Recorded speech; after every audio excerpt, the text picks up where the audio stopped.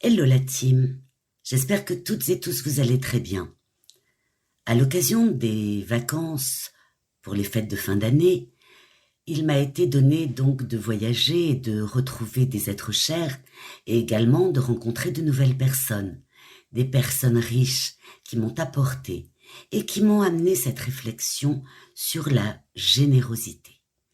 Qu'est-ce que la générosité ? Et pourquoi sommes-nous tous égaux face à ce sentiment? Donc aujourd'hui, je vais vous présenter un exposé sur le thème de la générosité. Ce sujet est fascinant car il touche à la fois la philosophie, la psychologie et les sciences sociales. Je vais donc structurer mon intervention en 3 parties principales. La définition générale, ce que signifie être généreux d'un point de vue psychologique, et enfin, la question de savoir si nous sommes tous égaux en matière de générosité. Je m'appuierai sur des concepts philosophiques, des études psychologiques et des recherches scientifiques pour étayer mes propos. Donc, qu'est-ce que la générosité ? C'est une qualité morale qui désigne la disposition d'une personne à donner librement et sans attendre en retour, que ce soit en termes d'argent, de temps, d'attention, de ressources, voire même d'écoute. Elle applique une bienveillance, une ouverture d'esprit et un désir d'aider les autres, souvent au-delà de ce qui est nécessaire ou attendu. Par exemple, offrir un cadeau sans occasion particulière ou aider un inconnu en difficulté sont des actes généreux du quotidien. Du point de vue philosophique, Aristote décrit la générosité comme une vertu intermédiaire entre l'avarice, qui est un excès de retenue, et la prodigalité, qui est l'excès de dépense. Pour lui, le généreux donne à qui il faut, quand il faut et comme il faut, sans se ruiner ni se priver excessivement.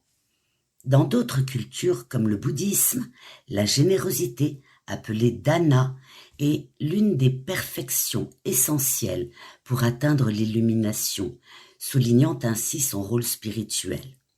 On peut donc résumer la générosité comme un acte pas seulement matériel, mais une attitude qui enrichit à la fois le donneur et le receveur, favorisant ainsi l'harmonie sociale. Psychologiquement, être généreux désigne une disposition comportementale et émotionnelle où une personne agit pour le bien d'autrui sans attendre de récompense immédiate ou tangible.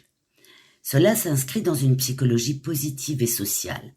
L'altruisme et l'empathie sont au cœur de cela. L'empathie, c'est la capacité à se mettre à la place des autres et à ressentir leurs besoins ou leurs souffrances. Des psychologues comme par exemple Daniel Batson parlent d'altruisme empathique où l'on aide pour soulager la détresse d'autrui plutôt que pour le gain personnel. Les motivations peuvent être internes ou externes. Intrinsèquement, la générosité procure un plaisir personnel, ce qui libère les endomorphines et augmente le bien-être. Extrinsèquement, elle peut chercher une reconnaissance sociale, réduire la culpabilité ou se conformer aux normes culturelles. En psychologie évolutionniste, Robert Rivers explique cela par de l'altruisme réciproque. Être généreux favorise les liens sociaux et la survie du groupe, car on s'attend à ce que l'aide soit rendue un jour. Sur le plan des traits de personnalité, la générosité est liée aux traits d'agréabilité qui incluent la coopération, la compassion et la confiance. Les personnes généreuses ont souvent une haute estime de soi et une orientation prosociale. Cependant, un excès peut mener à l'épuisement, comme pour les personnes qui cherchent constamment à plaire aux autres. Des recherches montrent que les actes généreux boostent le bonheur, réduisent le stress et renforcent les relations. Mais une générosité forcée ou compulsive peut indiquer des troubles tels que le syndrome du sauveur ou une dépendance affective avérée. En fin de compte, être généreux psychologiquement reflète une orientation vers les autres qui nourrit l'individu et la société, mais doit être authentique pour être épanouissante. Enfin, Posons-nous la question, sommes-nous tous égaux en générosité? Eh bien, il semblerait que non, nous ne le sommes pas. D'un point de vue psychologique, la générosité varie considérablement d'une personne à l'autre, influencée par des facteurs individuels, biologiques, environnementaux et bien sûr culturels. D'abord, les traits de personnalité jouent un rôle majeur. Selon les modèles des Big Five, les personnes hautement agréables sont plus enclines à donner de l'argent ou à aider financièrement, tandis que les extravertis préfèrent le volontariat direct. Cela forme une personnalité prosociale qui rend certains naturellement plus généreux. Viennent ensuite les facteurs biologiques et génétiques. Des hormones comme l'ocytocine, souvent appelée hormone de l'attachement, et la testostérone, influencent la générosité avec des variations individuelles. Des études génétiques montrent que certaines variantes des récepteurs d'ocytocine sont associées à une plus grande empathie et à des comportements altruistes. En neurosciences, les altruistes extrêmes, comme les donneurs de reins anonymes par exemple, présentent des différences cérébrales, telles qu'une amygdale plus droite, plus grande, plus sensible aux expressions de peur chez autrui. Les influences environnementales et sociales modulent aussi cela. L'éducation et les normes culturelles sont clés. Grandir dans un environnement qui valorise l'altruisme encourage ces habitudes via l'imitation ou les récompenses. À l'inverse, des contextes compétitifs freinent la générosité.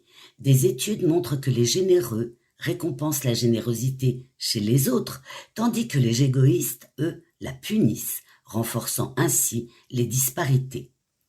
Le genre peut aussi intervenir avec des tendances où les femmes sont parfois, eh bien oui messieurs, moins généreuses dans certains contextes, bien que cela varie culturellement. Enfin, une générosité excessive peut mener à l'épuisement ou à l'exploitation. Ces inégalités sont des conséquences. La générosité est liée au bonheur, activant des zones cérébrales de récompense. Mais comme elle n'est pas uniformément distribuée, les sociétés utilisent l'éducation ou les incitations pour promouvoir des comportements prosociaux. Globalement, l'humanité est câblée pour la générosité afin de favoriser la survie en groupe, mais les variations individuelles influencent les dynamiques sociales. En conclusion, la générosité est une vertu riche et multidimensionnelle, définie comme un don libre et bienveillant. Elle s'ancre psychologiquement dans l'empathie et l'altruisme, avec des bénéfices pour le bien-être, mais elle n'est pas égale chez tous en raison des facteurs variés. Cela nous invite à cultiver cette qualité en nous pour un monde plus harmonieux.